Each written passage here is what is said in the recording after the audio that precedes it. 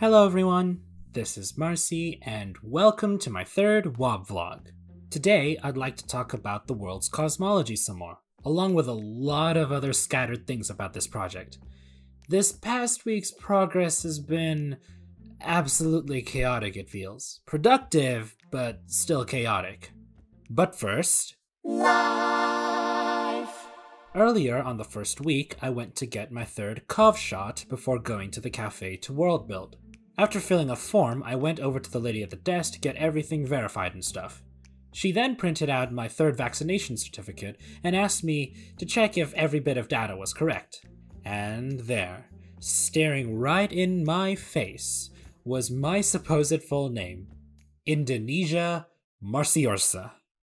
I told her that Indonesia is, well, not my name, Marcia's. And so after an explanation, she went ahead and corrected and printed the document again. Only for me to find out that this time my name was written Marciorsa. I eventually pulled up my ID for her for reference, and with a sigh and a couple of laughs, we sorted everything out. Marciorsa. Finally. Oh, and I've gotten really into this free-to-play Yu-Gi-Oh game. Okay, life done. Let's tackle what I was able to do in the past 2 weeks. Part 1. Updates on the gods.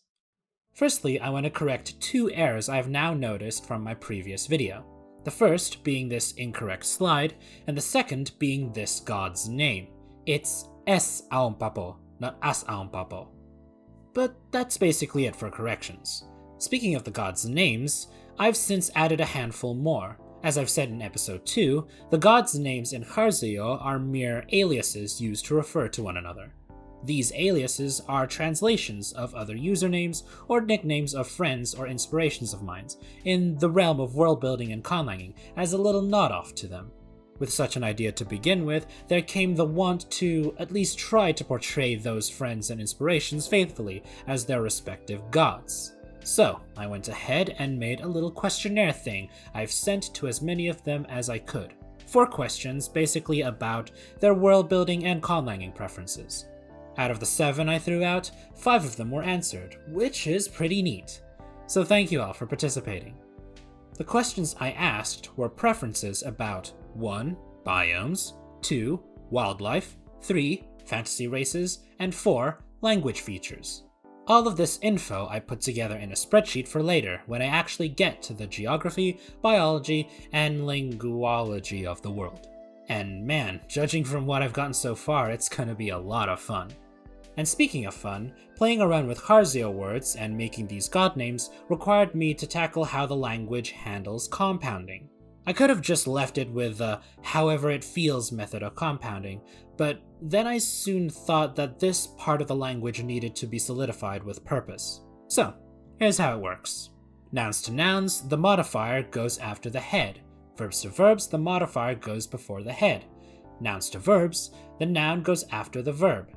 Any inflectional morphology will attach itself onto the head word, even if it means squeezing between both constituent words. I hope that was a good enough summary. If you have questions, leave them in the comments below, cause we gotta make do. Part 2. Working on the cosmology. I wanted to get started on the world's geography, but I realized as I entered the cafe again, I first had to set the details of the cosmology in stone. That shouldn't be too hard. Just basically determine the dimensions and distances of each celestial body and give them orbital periods that give rise to similar celestial cycles here on Earth.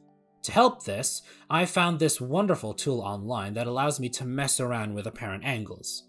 I was mainly prioritizing the apparent sizes of all the objects in the sky. Their actual sizes and distances were variable for the most part. So, first, I defined one day as 1 solar revolution. Simple. I didn't really decide on how long a day would be quite yet, but that unit needed to be established for the rest of the cycles. Next came the rest of the bodies, the moon which goes around the main body, and the moon that goes around the sun, which from here on I've called the lens. The lens was to revolve around the sun every 330 days. That way the inhabitants can define what 1 year is. The moon, on the other hand, revolves around the Earth on 2 axes, going around the Earth in 4 days on one axis and in 10 days on the other. All bodies, except for the lens, would have a right-handed orbit. Altogether, my hope is that the patterns made by these heavenly bodies will make interesting calendars. So, with the length of each orbit set, I went ahead and started work on the sizes and distances of those orbiting spheres. My initial settings were for the sun to occupy 5 degrees in the sky, the moon 7, and the lens also being 7.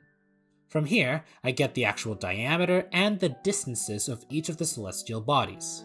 And I should have been satisfied with this. But then I started to ponder, like thoroughly ponder, and Polaris helped me for what I was about to drown in.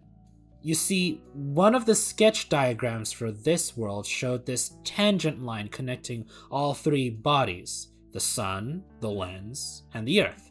And my mind was like, shoot, I need to make sure that the lens didn't merely eclipse the sun but was big enough to cast a shadow over the entire surface. So I dove into any easy-to-access resource pertaining to tangent lines and circles, and was subsequently intimidated by the amount of reading I had to do, more so than the math, but to be frank, not having touched geometry in years probably didn't help my case either. With a deep breath and a sigh of defeat, I decided to go to PowerPoint to see if I could create some animated model as to how this system might work. Several iterations were made until I got something that might be useful to my endeavors. Little did I know that in doing this, I was going to create an issue that might take several weeks to iron out. Part 3. Oh my god, what is this? Here's version 3 of the aforementioned model. At the center lies the main body. The circle going around it is the light that's hitting the main body, and the section in orange is the light modified by the lens. The rate at which the light ball revolves and rotates aren't proportional to my world's cycle, but it's meant to be an approximation as to how these elements interact with one another. Let's assume that the orange light is an increase in heat and intensity, our world's equivalent to summer. If this is the case, then how the seasons function on this world is as simple as if a part of the world is lit up by orange, then it's summer. However, when we zoom in on a spot on the circle, we discover something interesting. As time goes on and the celestial cycles progress, the fraction amount of the sky that is lit up by orange steadily increases, up to a point where a day or so would be in full summer, before the summer stars steadily wanes again over the course of several solar cycles. What this means for that particular part of the world is that the approach of summer is marked when the sun rises orange before blinking back to yellow. And as the summer waxes, the orange morning grows into an orange noon, and then into an orange evening. Temperature-wise, in the early parts of summer, the morning will be the hottest part of the day, whilst in the later parts of summer, the evening will be the hottest. And of course, the middle of the summer will be the hottest day in the year. Not only that, as the lens slowly revolves around the sun, the regions of the planet that will be lit by its altered light will gently move around the planet as well, along with the summer heat. Do you know what this means, Rigamumvi? In this world, the seasons process around the planet in the same direction as the sun does. Compared to Earth, where summer and winter switch sides due to our blue ball's fixed axial tilt as it goes around the sun, on this world, summer and winter move in and out similar to how day and night moves hither and hence, albeit much, much slower. And what about winter, right? Why not create a second lens around the sun that will cause winter to happen? And so you might be wondering, what's the big deal with this system? I sounded pretty excited as I explained it. It's unique, interesting, and something likely never done to the degree I'm doing it in. Well, that's the thing. It's unique. This world doesn't have our mechanics and physics.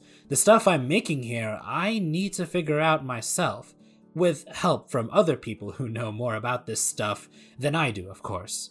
In fact, I had some help with the math for this current system from Rithaniel. Thank you, Rigum.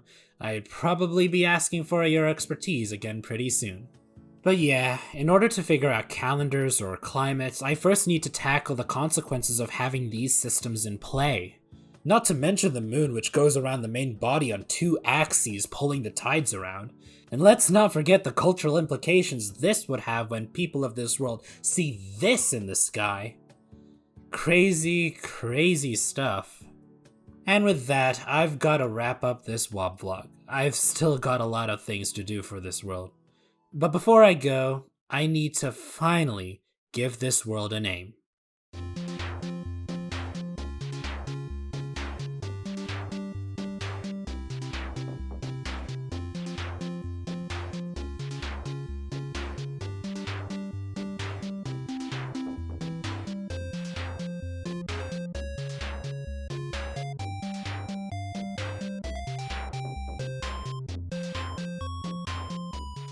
There.